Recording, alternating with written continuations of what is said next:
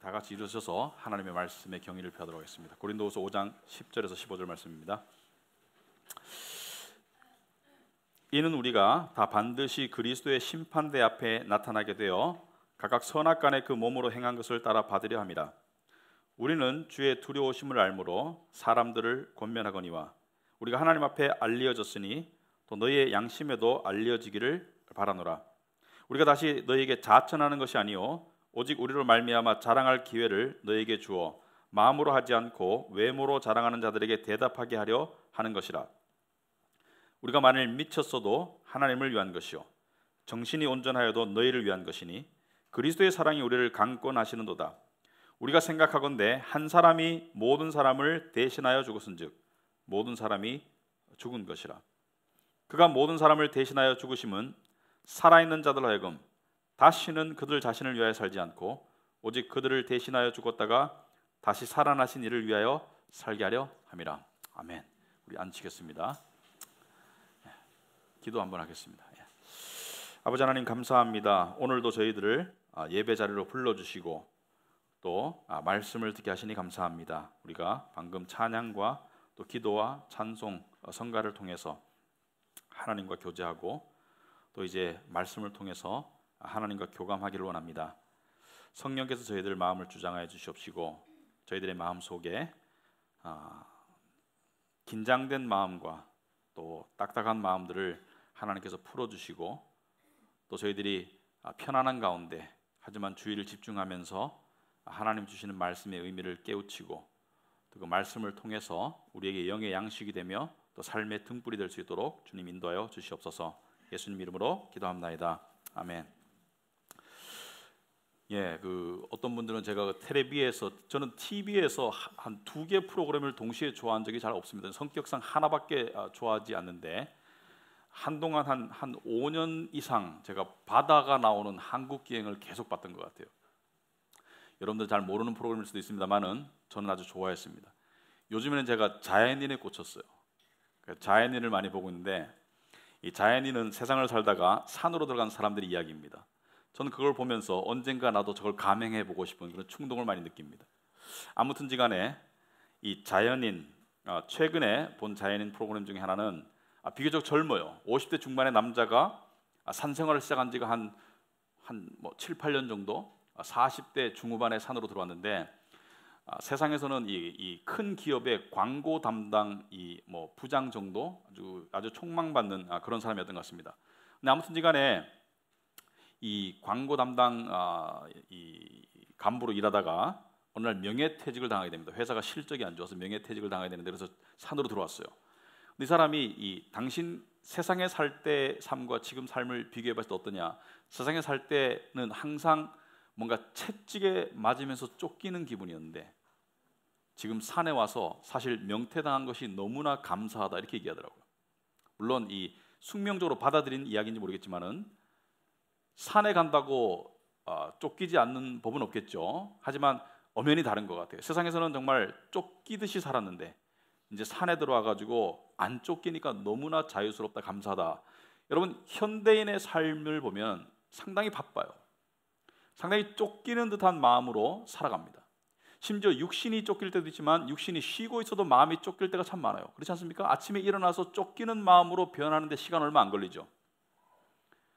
그러니까 실제로 일에 가서 쫓기는 삶을 살기 전에부터 마음이 쫓기기 시작해요. 그러니까 마음을 바퀴에 비교한다면 또는 팽이에 비교한다면 뭔가 채찍이 내 마음을 때려요.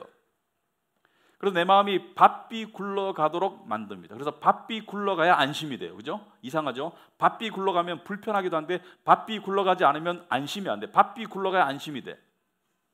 그런데 여러분의 마음의 바퀴에 채찍질을 가하는 것이 무엇인지 생각해 본 적 있습니까? 무엇이 내 마음의 바퀴가 굴러가도록 채찍질을 하고 있는가? 영어로 이런 표현이 있습니다. The driving force in life. 그죠? Driving force.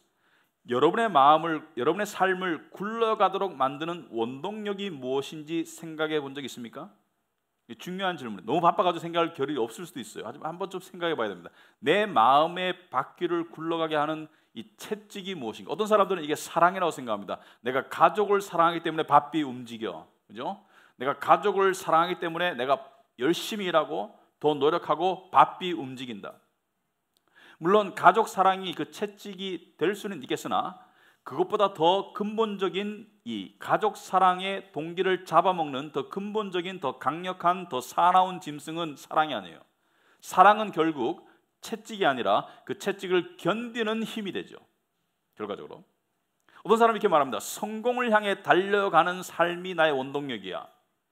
성공을 향해 달려가는 것이 여러분의 삶의 원동력이 시작에는 그럴 수 있으나 곧 더 강한 채찍에 의해서 굴러가는 것이고, 성공이나 꿈 또는 정의의 실현, 여러분이 가지고 있는 이 고상한 가치들은 그 채찍을 견디는 힘에 불과하지 채찍 자체는 아닙니다. 그렇다면 무엇이 우리의 마음이 굴러가도록 매일매일 우리를 채찍질하는가? 아침에 일어날 때 우리의 마음이 바빠지기 시작하는 원인은 무엇인가? 그것은 바로 두려움입니다. 두려움, fear, 두려움이에요. 우리는 어떤 긍정적인 목표나 어떤 꿈을 향해서 달려가지만 그 깊은 이면에는 우리가 그토록 추구하는 것을 이루지 못할 것에 대한 두려움이 우리를 채찍질하고 있는 거예요. 그런데 우리가 가지고 있는 이 꿈이나 성공이나 가족 사랑이나 이러한 추구하고 싶은 고귀한 가치보다 훨씬 더 강하게 우리를 내려치는 것은 그것을 이루지 못할 것에 대한 두려움이죠. 여러분, 성공을 향해 달려가는 사람의 이면에는 실패에 대한 두려움이 엄연히 존재합니다. 우린 어렸을 때부터 길들여져 있어요. 시험 준비할 때 생각나죠? 이번에 등수 올릴 거야. 그건 꿈이죠. 목표입니다. 하지만 그것보다 더 두려운 건 뭐예요? 등수 떨어질까 봐. 등수 못 올릴까 봐. 달리기에서 1, 2등 도장 받아요. 근데 1, 2등 하고 싶은 마음도 있지만 두려움은 뭡니까? 꼴찌할까 봐. 그러니까 두려움이 우리를 채찍질하는 거예요. 근데 실제로 내가 원하는 어떤 목표를 이루었어도 그 두려움에서 벗어나는 건 잠깐이고, 또 다른 종류의 두려움, 때로는 더 깊은 두려움이 우리를 채찍질하게 되어 있습니다. 원하는 직장에 들어갔어요. 그래서 그 직장을 얻고자 하는 두려움에서는 벗어났어요. 하지만 거기서 어떻게 살아남을까, 인정받을까, 어떻게 롱런할까, 거기에 대한 채찍이 우리를 채찍질하게 되어 있습니다. 연인을 얻지 못할까 봐 두려운데 연인을 얻었어요. 그 두려움에서 벗어난 것은 잠깐이고, 이 연인과의 관계가 계속 지속될 수 있을까? 배신당하지 않을까? 또는 연인이 일찍 죽을까? 여러 가지 종류의 두려움이 우리를 엄습합니다. 사업을 시작했어요. 정상궤도에 오르지 못할까 봐 두려웠어요. 근데 정상궤도에 올라갔는데 그 다음은 뭐죠? 매출이 유지될까? 더 성장할 수 있을까? 또 다른 종류의 두려움이 우리를 계속 채찍질합니다. 단순하게 말하면 인생 전체를 보면 태어남의 기쁨이 죽음의 두려움으로 향하는 거예요. 결국은 태어남의 기쁨이 죽음의 두려움으로 향해 가고 있는 거예요. 그렇다면 우리는 이 두려움을 어떻게 극복할 수 있는가? 두려움을 왜 극복하고 싶습니까? 두려움은 우리에게 뭘 갖다 줍니까? 여러분, 자식을 낳았어요. 자식이 태어날 때 그 기쁨이지만 태어난 자식을 바라보면서 두려움이 또 엄습해 옵니다. 이 아이가 잘 자랄까? 정상할까? 앞으로 잘할 수 있을까? 앞으로 이 아이가 이 험한 세상을 잘 헤쳐나갈 수 있을까?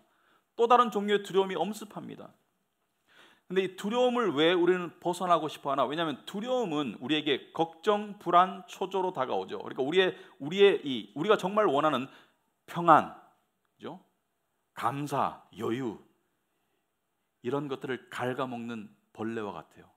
우리가 원하는 것은 맛있는 과일이야.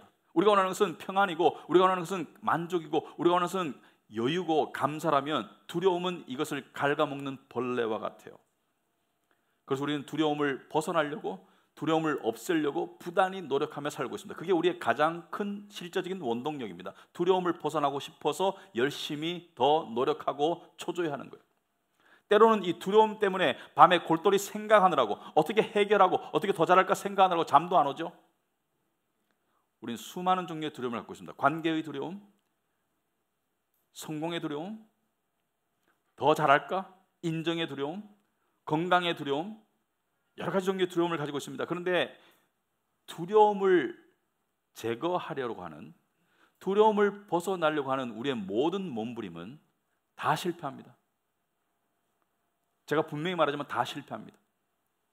왜냐하면 두려움을 한 종류의 두려움을 벗어나도 또 다른 종류의 두려움이 기다리고 있고요. 내가 벗어나고 싶은 두려움이 더 큰 두려움으로 연결될 수도 있습니다. 왜냐하면 두려움은 마치 인간 안에, 인간 밖의 상황이 두렵다고 생각하지만 두려움은 엄밀히 따지면 인간 안에 내재된 프로그램입니다. 두려움은 옷만 바뀌는 거예요. 두려움 자체는 없어지지 않습니다. 마치 식욕, 수면력과 같아요. 두려움 자체는 없어지지 않습니다. 그러면 절망스럽죠. 두려움을 벗어날 길이 있는가? 하나님께서 이사야서 40장 중에 두려워하지 말라 그래요. 두려워 말라. 하나님께서 두려워 말라라고 말씀하시는 것은 두려워하지 않을 수 있는 방법이, 길이 있기 때문이에요.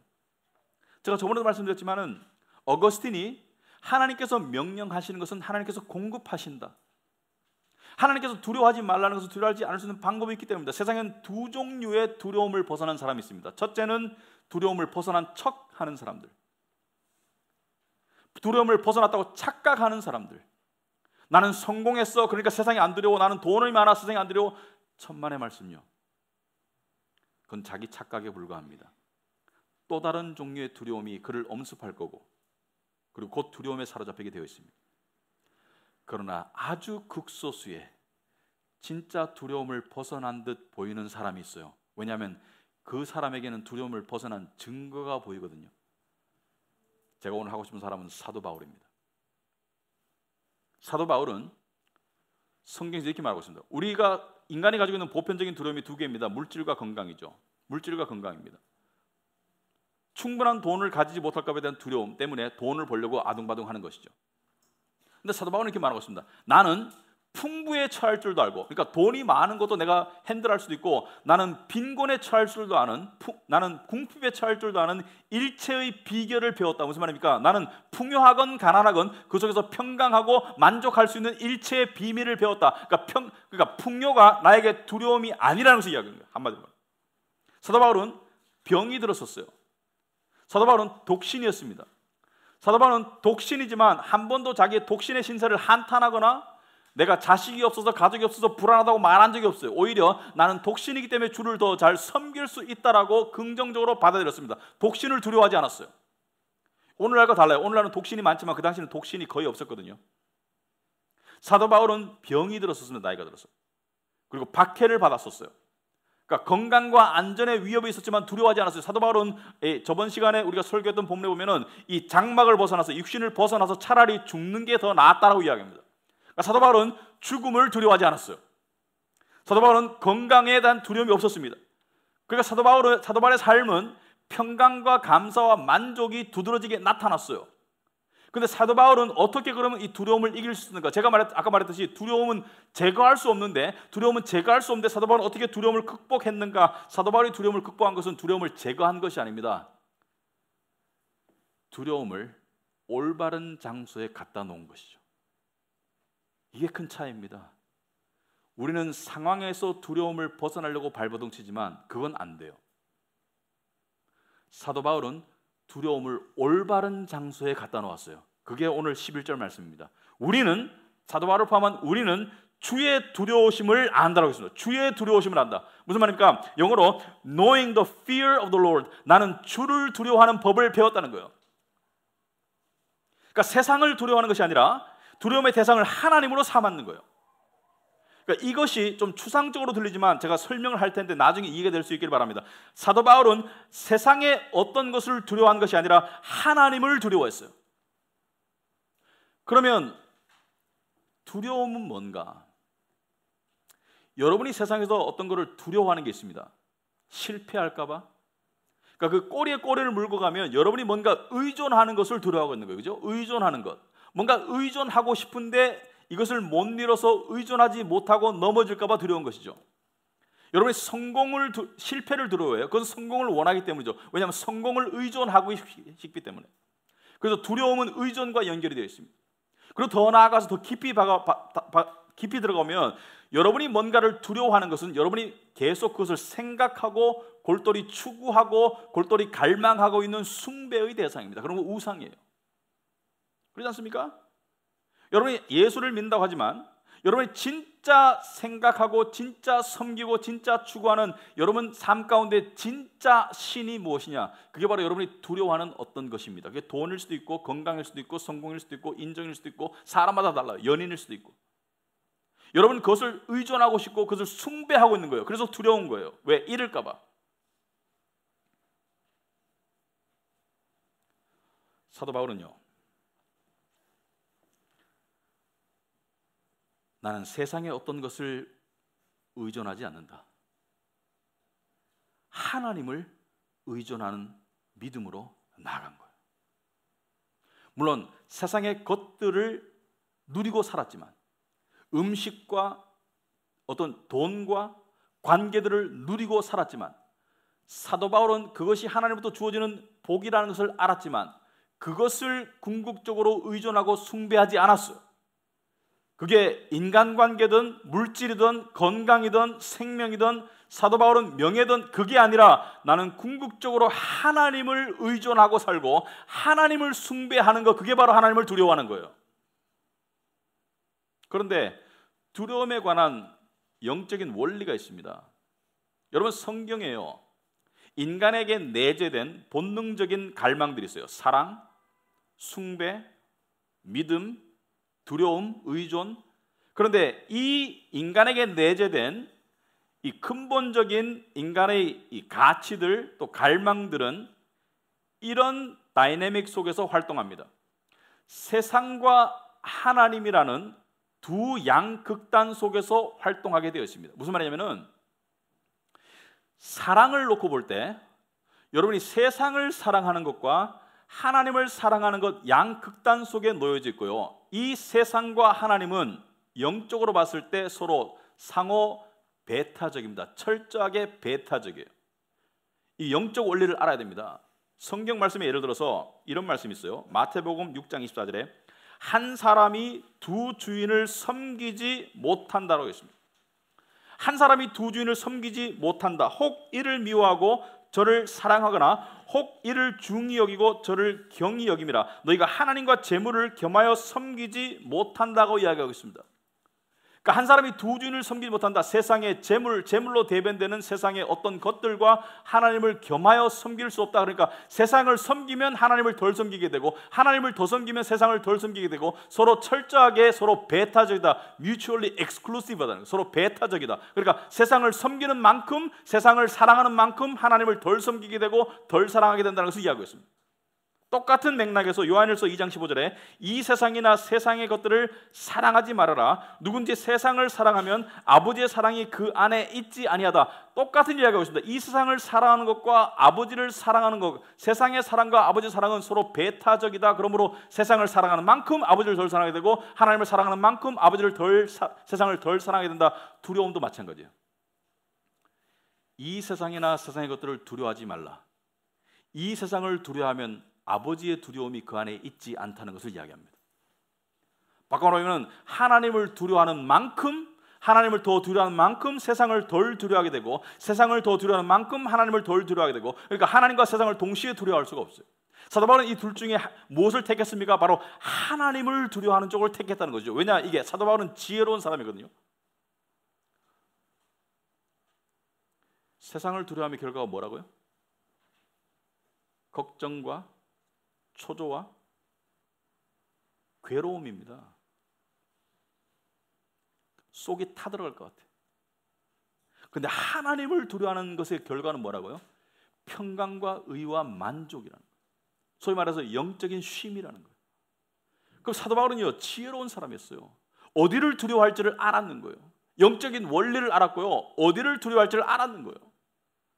그래서 이 잠언 1장 7절에 여호와를 경외하는 것이 지식의 근본이거늘 미련한 자는 지혜와 훈계를 멸시하니라. 여기서 경외한다는 것은 두려워한다는 것을 말합니다. The fear of the Lord. 여호와를 두려워하는 것은 지식의 근본이다. 여호와를 두려워하는 사람이 똑똑한 사람이에요. 세상 사람들은 자기가 똑똑하다고 생각해. 왜? 세상 사람들은 내가 세상적인 방법과 세상적인 이치를 잘 파악해서 내가 세상을 추구하고 있다고 생각하지만 그들은 두려움에 사로잡히게 됩니다. 하지만 사도 바울은요, 그 길이 생명의 길이 아니라는 것을 잘 알고 있었고요. 그게 어떤 것인지 간에 여러분의 목을 조여오듯이 중요한 어떤 것이든지 간에 사도 바울은 그것보다도 하나님이 더 중요하고 하나님이 더 두려움의 대상이고 하나님이 더 의존의 대상이고 숭배의 대상인 것을 알았기 때문에 세상은 우리를 어떻게 말합니까? 나를 가지지 못하면 네 인생이 힘들 거야. 나를 가지지 못하면 네 인생이 불행할 거야. 네 인생의 행복과 네 인생의 만족과 네 인생의 평강이 나에게 달려 있어. 성경은 뭐라고 합니까? 네 인생의 일부가 아니라 네 인생의 상당 부분이 아니라 네 인생의 전부가 하나님께 달려 있어. 사도 바울은 그것을 믿었어요. 여러분, 우리 여기서 말하는 인생은 단지 80년을 말하는 게 아닙니다. 우리의 인생이 80년으로 끝나지 않지 않습니까? 사도 바울은 하나님을 두려워했어요. 왜? 10절에 보시면 뭐라고 했습니까? 오늘 보면 10절에 보시면 이는 우리가 다 반드시 그리스도의 심판대 앞에 나타나게 되어 각각 선악간에 그 몸으로 행한 것을 따라 받으려 함이라. 여러분, 결국 마지막에 가서는 나를 향한 누구의 의견이 가장 중요합니까?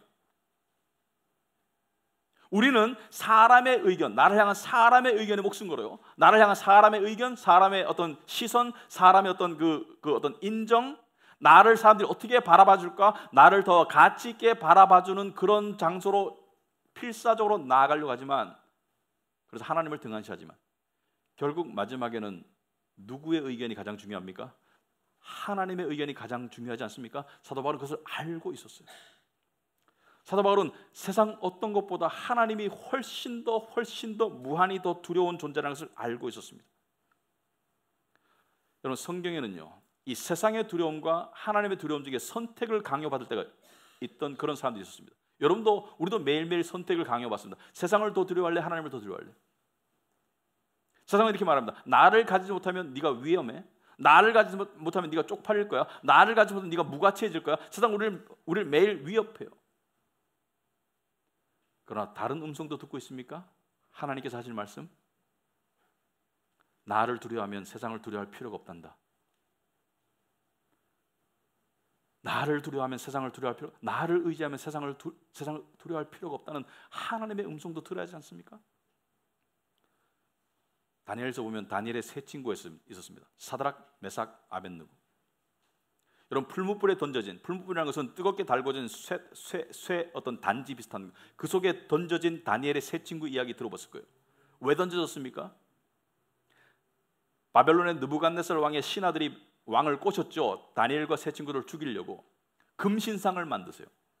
그리고 이 모든 악기가 연주할 때 하루에 몇 번씩 모든 악기가 연주할 때마다 금신상을 향해서 절하도록, 그러니까 금신상을 숭배하도록, 금신상을 의존하도록, 금신상을 두려워하도록 만드세요. 그런데 다니엘과 세 친구가 절했습니까? 안 했습니까? 절 안 했어요. 그래서 세 친구가 잡혀옵니다. 사드락, 메삭, 아벳느고 잡혀와요. 그럴 때 느부갓네살 왕이 뭐라 합니까? 내가 너를 풀무불에 던져 넣을 거야. 죽여버릴 거야. 넌 내가 두렵지 않니? 너의 생사 여탈권을 내가 가지고 있어. 내가 너를 죽이려고 풀무불에 던져 넣을 때 누가 내 손에서 너를 건져줄 것 같아? 이것은 어느 개인의 말이 아니라 그 당시에 제국을 지배했던 황제의 말입니다. 근데 이 세 친구의 답변이 참 놀라워요. 당신이 아무리 그렇게 해도 내가 믿는 하나님이 능히 충분히 당신의 손에서 나를 꺼내줄 수 있다. 하지만 그리 아니하실지라도 나는 너를 숭배하지 않겠다. 나는 하나님을 숭배하겠다. 나는 하나님을 두려워하겠다. 여러분의 마음속에, 저의 마음속에 이러한 결단 없이 세상 살아갈 수 없어요. 신앙인으로.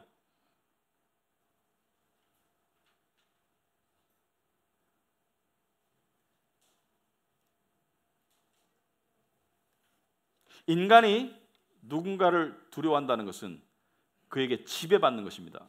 종속되는 거예요. 우린 매일매일 세상이 우리를 노예 삼으려고 그래요.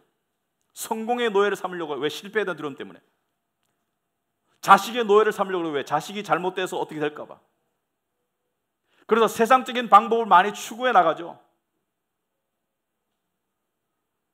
나를 좋아해주는 사람이 없으면 내 가치가 떨어지니까 좋아해주는 사람이 있기를 바라고, 좋아해주는 사람이 계속 좋아해주길 바라고, 거기서 노예 상태가 되죠. 초조하죠. 근데 아십니까? 하나님이 나를 사랑한다는 그 사실 하나만 조금만 믿을 수 있어도 그 모든 두려움에서 벗어날 수 있다는 사실을 우리가 그토록 추구하고 안달내는 그 모든 세상의 추구가 결국은 우리를 점점 더 족쇄를 점점 더 조여간다는 사실을 모르세요?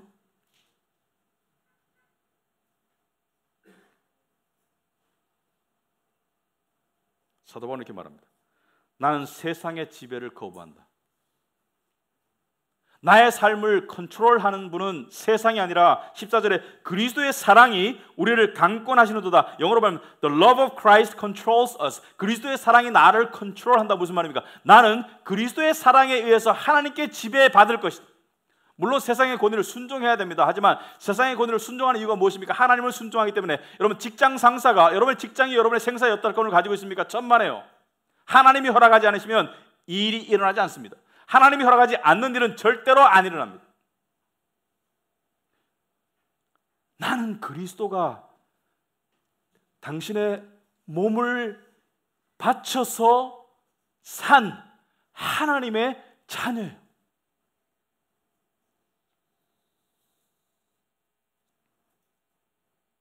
우리가 세상의 두려움을 이기고 하나님의 두려움을 통해서 세상의 두려움을 이기는 길은, 하나님을 두려워한다는 것은 하나님의 사랑을 깨달는 거예요. 하나님을 두려워하는 것은 무서워하는 게 아닙니다. 하나님을 두려워한다는 것은 하나님을 경외한다는 것이죠. 하나님을 신뢰한다는 것입니다. 왜? 하나님이 우리를 사랑하시기 때문에, 그리고 하나님이 우리를 책임지시기 때문에.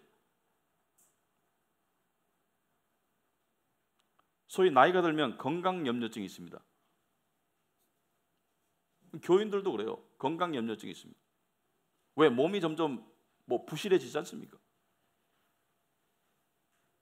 그래서 건강에 대한 두려움, 궁극적으로는 죽음에 대한 두려움에 사로잡힐 때가 많습니다, 사람들이. 하지만 그걸 이길 수 있는 길이 무엇입니까? 예수님께서 뭐라 했습니까? 나를 믿는 자는 살아도 살겠고, 나를 믿는 죽어도 살 것이고, 부활을 약속하지 않았습니까? 우리가 세상적인 이 사고와 세상적인 관점으로 두려움을 이기려고 하고 세상 것을 추구하려고 하면 세상이 잘하고 있군, 그렇게 사는 게 맞아. 그런데 우리가 믿음으로 살아가면 세상이 뭐라 합니까? 너 미쳤니? 그 시간에 이걸 해도 모자라는데 너 미쳤니? 사도 바울은 뭐라 해요? 그래, 미쳤다. 오늘 본문에 보시면 13절에 우리가 만일 미쳤어도 하나님을 위한 것이다. 세상이 우리를 향해서 미쳤다면 미쳤다 그래. 미쳤어, 내가 미쳤다, 하나님 때문에. 신앙에는 미치는 거예요. 왜? 세상적인 가치관과 사고방식으로 안 살아가기 때문에 세상이 우리를 미쳤다 그러는 거예요. 우리 미쳤어. 하지만 우리끼리는 안 미쳤죠. 그죠?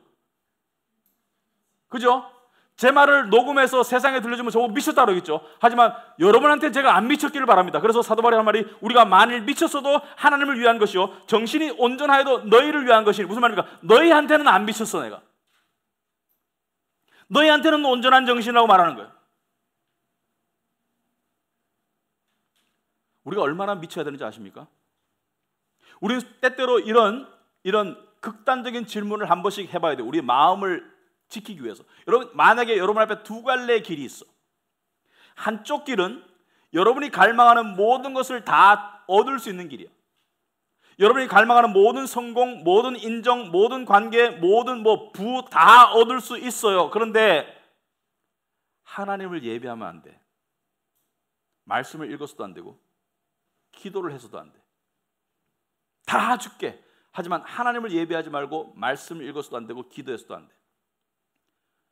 옆에 또 다른 길은, 이 길은 가면 다 잃어. 왜냐하면 낭떠러지로 떨어져야 돼.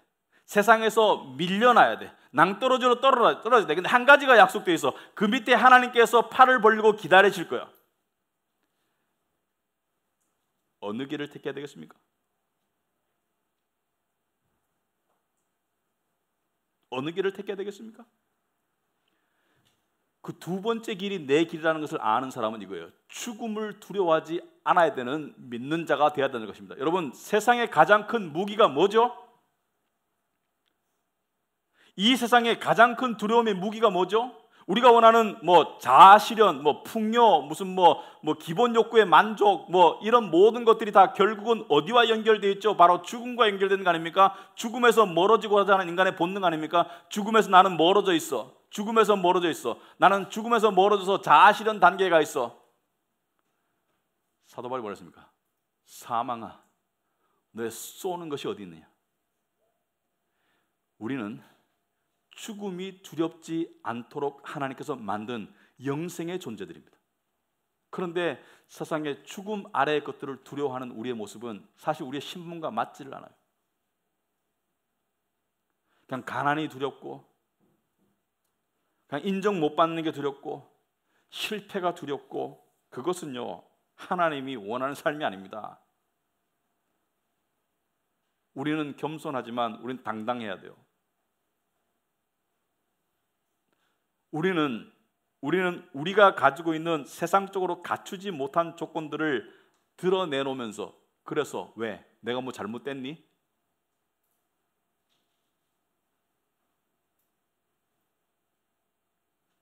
우리는 생각을 해봐야 합니다. 소위 우리가 메뚜기처럼 세상에 쫓겨 살 것인가? 아니면 세상을 정복하는, 세상이 감당할 수 없는 승리자의 삶을 살 것인가? 세상에는 두 종류의 사람이 있어요. 세상을 두려워하는 사람들이 있습니다. 다수가 세상을 두려워하는 사람들이 있어요. 하지만 세상에는 세상이 두려워하는 소수가 존재합니다. 세상이 가진 가장 강력한 무기가 뭐죠? 죽음입니다. 죽음. 세상은 죽음이라는 강력한 무기 위에 풍요와 안락과 많은 것들로 우리를 두렵게 만들어요. 너 이거 필요하지? 너 이거 있어야 되지? 없으면 죽지? 곤란하지? 나 따라와? 세상이 이렇게 하는 거 아닙니까? 그러나 세상이 두려워하는 사람은 어떤 사람입니까? 히브리서 11장은 믿음의 전당이라고 해요. 믿음, 명예의 전당, 믿음의 전당. 히브리서 11장에 수많은 믿음의 사람들이 나옵니다. 수많은 믿음의 사람들, 그 믿음 때문에 세상을 두려워하지 않고 살았던 사람들. 근데 그들을 향해서 하나님께서 이렇게 말씀하세요. 뭐라고 말씀하냐면 히브리서 11장 38절에 이런 사람은 세상이 감당할 수가 없다. 이런 사람은 세상이 감당할 수 없다. 그들이 광야와 산과 동굴과 토굴에 유리하느니라. 그러니까 광야와 산과 토굴과 동굴에 유리했다는 것은 뭐예요? 세상의 모든 것을 다 포기하고라도 믿음으로 살아갔던 사람들을 세상은 감당할 수가 없다. 세상은 이길 수가 없고 세상이 두려워한 사람들. 왜 여러분은 메뚜기처럼 살아갑니까? 여러분의 아버지가 왕인데 왜 메뚜기처럼 살아가야 합니까? 우리는 빌 게이츠가 앞에 와도 주눅 들어서는 안 되는 사람들. 왜? 우리 아버지가 다 가지고 있거든요. 세상의 모든 쓰레기를 다 쓸어버리고 이 세상을 새하늘과 새 땅으로 만들어서 우리에게 다 주실 거거든요.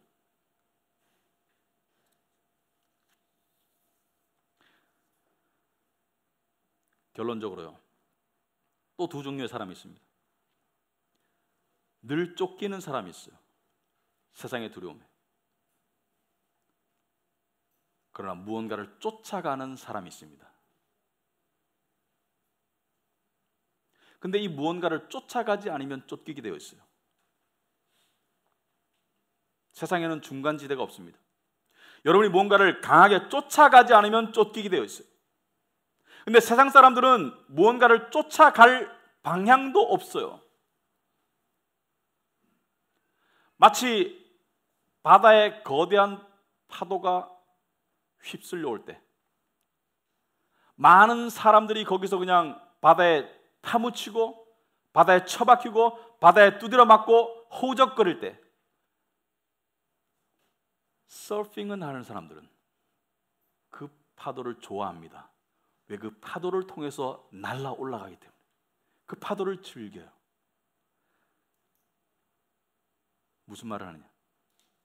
세상의 많은 걱정거리와 위협거리와 세상의 많은 유혹들을 통해서 세상은 우리를 때려요. 세상은 우리를 두렵게 만들고 우리를 길들이고 우리가 세상의 노예가 되도록 만들어요. 그 세상의 파도의 힘으로. 하지만 우리는 영적인 서퍼가 될 수 있습니다.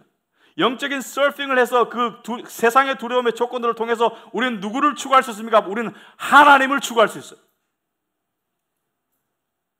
구체적으로 말하자면 세상이 이렇게 말합니다. 너 이거 가졌어? 너 이거 이루었어? 너 이거 없잖아? 그럴 때 우리는 어떻게 그걸 이길 수 있습니까? 나도 열심히 해서 이룰게. 10년 안에 해볼게. 못 이깁니다. 우리의 방법은 뭐예요? 난 그걸 타고 넘어서 더 높은 곳을 향해 나아갈 거야. 사도 바울이 빌립보서 3장 14절에 표대를 향하여 그리스도 예수 안에서 하나님이 위에서 부르신 부름의 상을 위하여 달려간다라고 말하고 있습니다. 여러분, 예수 믿는 여러분에게는 하나님께서 예비하신 상이 있습니다.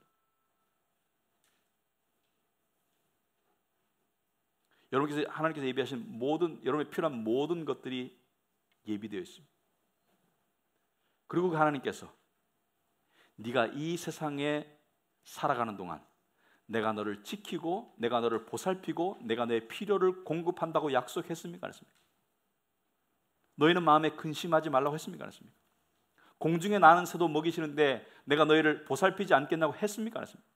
이사야서 43장에 네가 물을 지나갈지라도 물에 잠기지 않을 것이고 네가 불을 지나가도 타 죽지 않을 것이고 내가 너를 지명하여 불렀다고 했습니까? 안 했습니까? 여러분, 세상을 두려워하는 것보다 하나님을 두려워하는 게 훨씬 더 좋습니다. 왜냐하면 하나님을 두려워하는 것은 복이지만 세상을 두려워하는 것은 저주가 될 것입니다. 하나님을 두려워하고 싶은 자, 하나님을 찾기 바랍니다. 하나님을 두려워하고 싶은 자는 하나님을 예배하고 하나님의 말씀을 통해서 기도를 통해서 하나님을 찾기 바랍니다. 그러면 세상의 두려움이 점점 더 줄어들 것입니다. 기도하겠습니다.